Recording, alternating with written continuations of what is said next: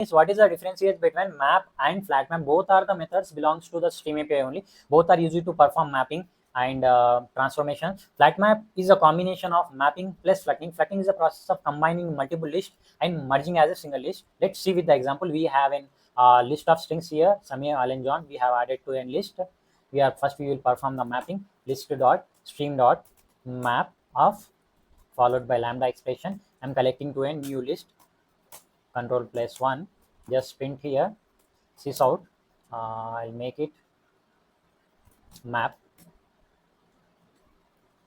and print here. What's happening here? Here what's happening means the output is coming perfectly, but here coming list inside the list. So we can overcome this problem using flatMap. Let's see.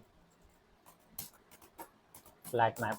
We have a list converting into a stream. We have a flatMap method, flatMap of followed by lambda expression x dot converting into a stream each element and collecting to a new list, which is going to return a new list, which is the flat map. Let's run the code. Sys out flat map. You can see the output. What are the things we can't able to do using map? We can overcome with the flat map. You can see here it is showing 2-dimensional, it is showing 1-dimensional.